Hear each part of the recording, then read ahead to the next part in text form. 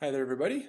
Um, this is start of section 10.3, start of our talk about polar functions. We'll be on this for several days, talking about things like slope and area and just getting used to how polar coordinates work. And that basic stuff is what we're going to work on today. Um, so normally when we plot points on a using rectangular coordinates, which are x and y. We'll start at the origin, we'll go over to the right, in this case 2, since the x coordinate is 2, and then up 2, since the y coordinate is 2. So this point right here in rectangular coordinates, in other words with x and y, is the point 2, 2. But what about in polar coordinates? What would those be? In polar coordinates is also a set of 2 points, except the first number isn't x, the first number is r, and r is the distance that the point is from the origin. Now, in this case, the case of this point over here, if you know your special right triangles from geometry, you'll know that this distance right here is 2 times the square root of 2, since this is a 45, 45, 90 right triangle. So the r coordinate of our point is 2 times the square root of 2. And theta, the second number in the polar coordinate defined point, is the angle from the positive x-axis that this line makes. So in this case, this would be pi over 4. So the theta coordinate would be pi over 4. Now there are many ways to write the polar coordinates of this point. One of them is 2 root 2 pi over 4, but again there are many others. In rectangular coordinates there's only one way to define this point, and that's the point 2, 2. There's no other set of points that define that, but there are other possibilities for coordinates that define this point in polar coordinates. So take a second, pause the video now, see if you can figure out with your group of people you're watching with what another set of polar coordinates would be for this point. Welcome back. Let's see how you did here. So first of all, you don't have to go, well, you can go this way, right? Pi over 4 radians, but there's nothing saying that you can't go all the way around 2 pi and then go another pi over 4 radians. So let's see, 2 pi plus pi over 4, that would be 9 pi over 4. So that could be our theta coordinate, and the 2 root 2 would be the same since it's still 2 root 2 away from the origin. So there's another set of polar coordinates that represent the same point. You could have also gone backwards. You didn't have to go forwards. You could have gone backwards. Now, let's see, you're going to go, what, 7 pi over 4 backwards? So you could have said 2 root 2 negative 7 pi over 4. Now, r can be negative as well, but a negative r coordinate, it works, it's a little funny. So what we could have done is gone not to here, past the pi over 4, and all the way down to kind of the opposite direction. And that would be, 5 pi over 4. So that would put you down here. If the r coordinate was 2 root 2, it would be here. So if you say the r coordinate is negative 2 root 2, it goes the opposite direction. So this could be negative 2 root 2. Would we say 5 pi over 4? So again, 5 pi over 4 puts you over here, but then since the r coordinate is negative, you go back the other way, 2 root 2 from the origin, and there we are. So there's 4 different possibilities. There are infinite. Hopefully you got a few of these. So let's take a look here. If this is just a generic point, x and y, then this distance on the triangle is x. This distance on the triangle is y. R is that distance, it's the hypotenuse, and theta is this angle here. And those four variables, x, y, r, and theta, are related in a specific way. And the equations that relate these variables can help us convert between an equation in polar coordinates to an equation in rectangular coordinates with x and y in it, and vice versa. So let's see some equations here. Well, we've got a right triangle, and Pythagorean theorem always works for right triangles. So that actually gives us one equation that relates some of these variables. X squared plus y squared equals r squared is an equation that relates x, y, and r. What else do we have here? Oh, we got tangent of theta. Tangent of theta equals the opposite over the adjacent side, so y over x. And there's another equation that relates three of those variables. We got tangent. We can also do sine and cosine. The sine of theta is equal to y over r. So there's another equation that relates some of those variables. And then the cosine of theta equals x over r, the adjacent side over the hypotenuse. And these four equations can help us to convert between polar coordinates and rectangular coordinates, equations in those two forms. Let's take a look at a couple and see how that works. So here we've got a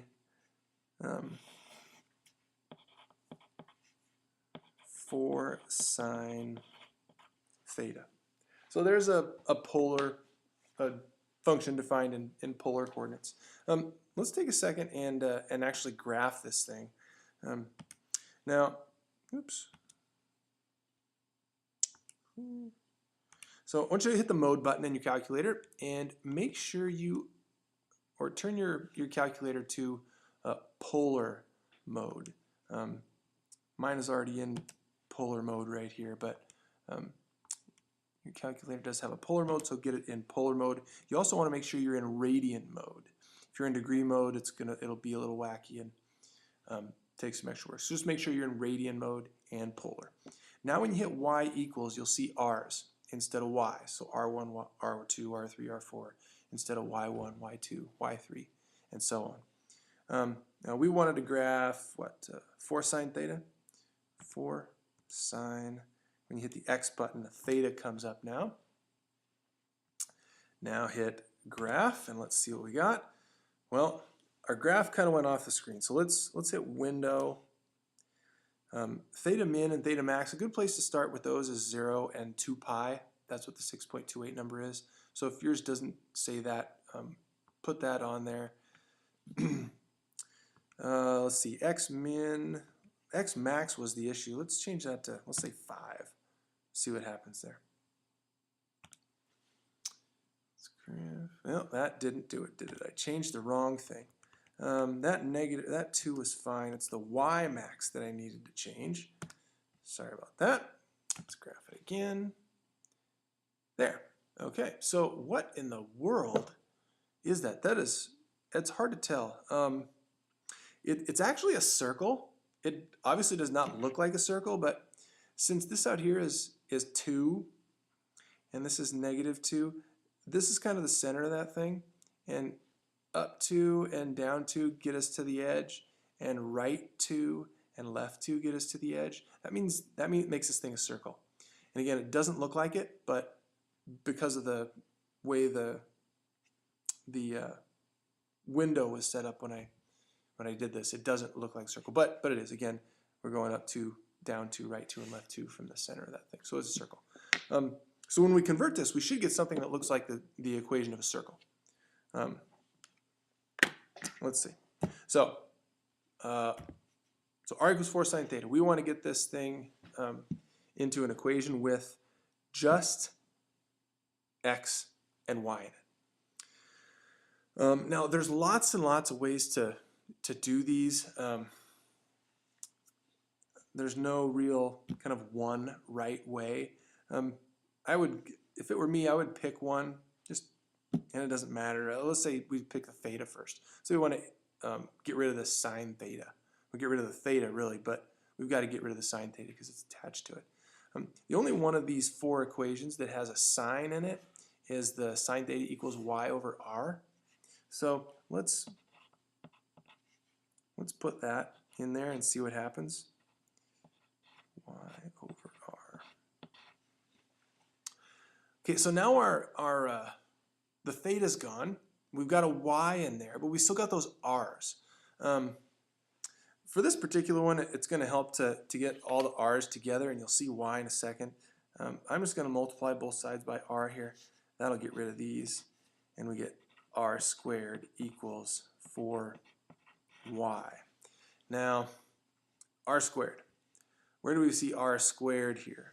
Oop, there's r squared. And r squared is x squared plus y squared.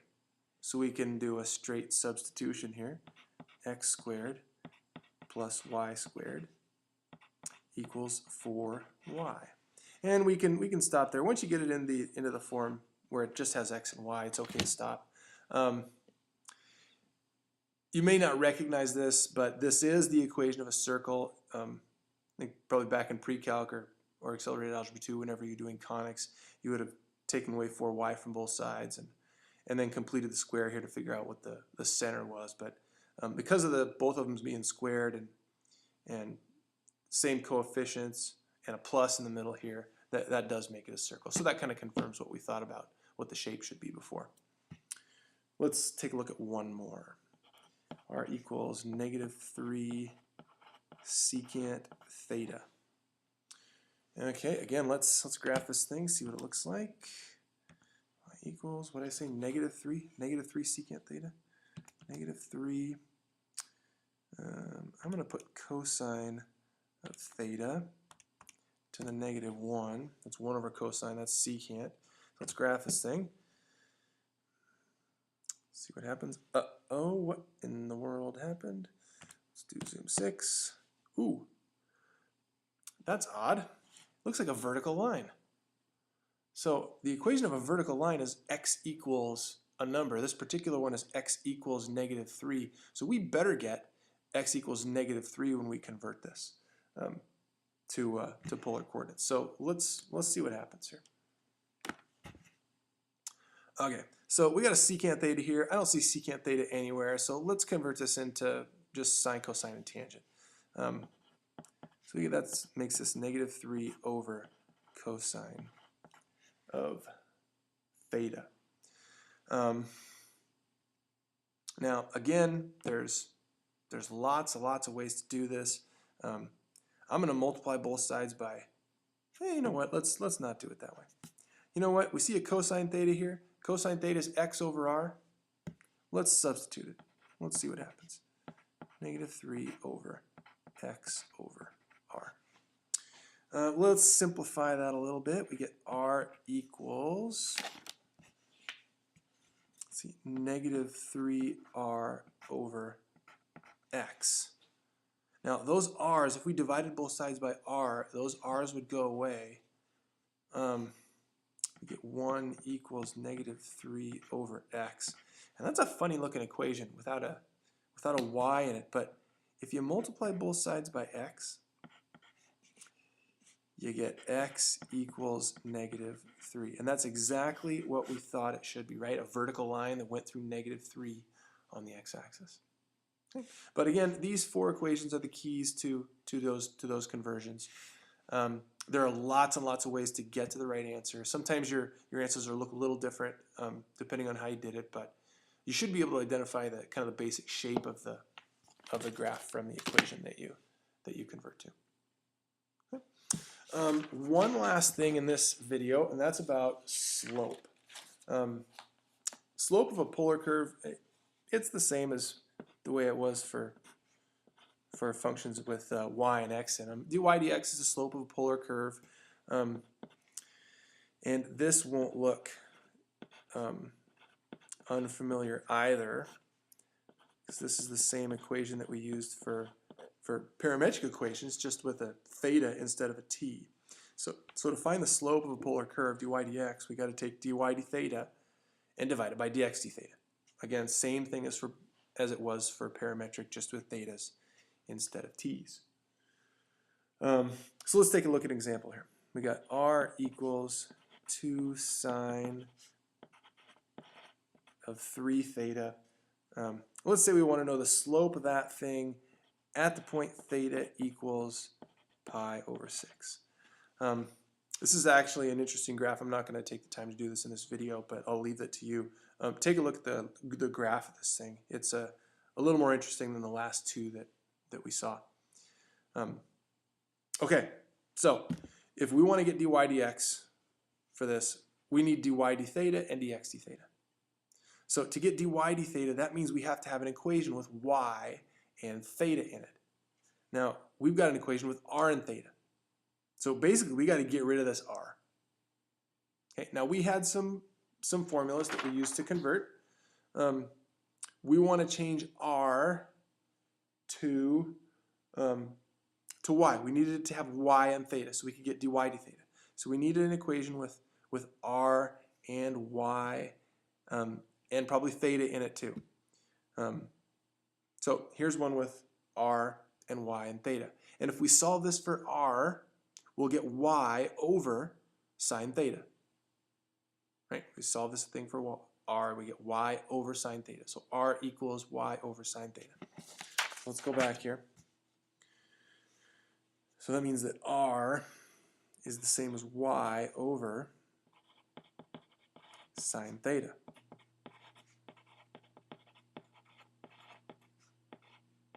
Now we've got just y and theta. And actually we can move this sine theta over to the other side to make the deriving a little easier. Now to get dy d theta, we just have to derive. And this is going to be a product rule. Let's see, first times the derivative of the second plus the second times the derivative of the first, which is going to be 6 cosine 3 theta. Yep. And we want to evaluate that at theta equals pi over 6, because that was the point where we wanted the slope.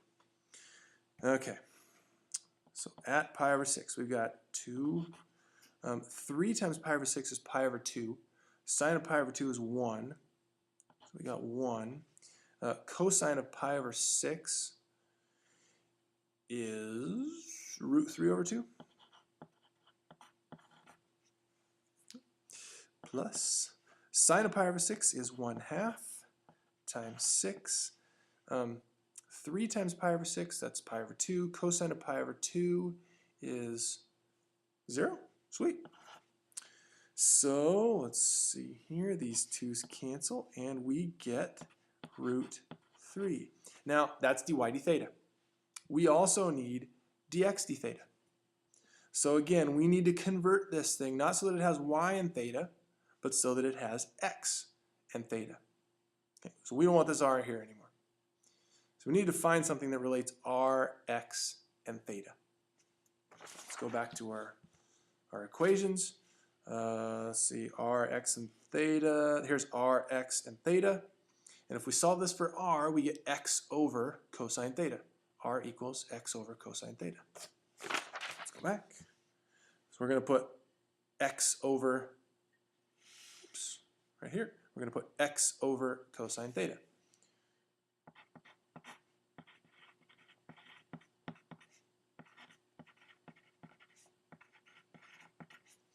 Now we have an equation with just x and theta in it, and that'll allow us to get dx d theta.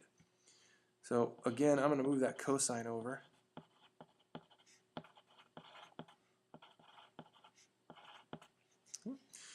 And now we can find dx d theta. Let's see, first times the derivative of the second plus the second times the derivative of the first.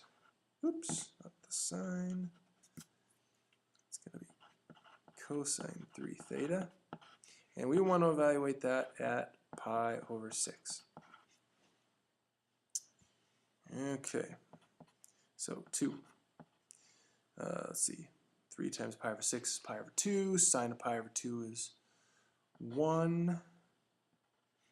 Sine of pi over 6 is -1, or is a half, with the negative in there is -1/2, plus cosine of pi over 6 is √3/2 times 6.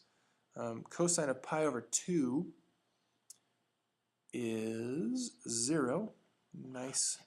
And so then we get -1. So that means dy dx is √3. That was our dy d theta, divided by -1. That was our dx d theta. And we get -√3.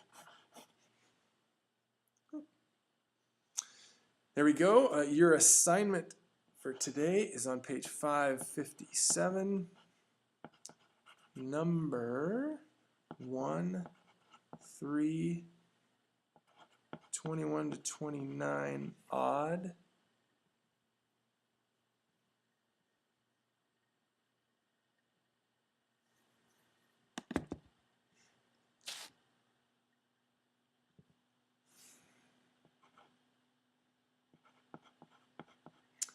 And number 39 and 41.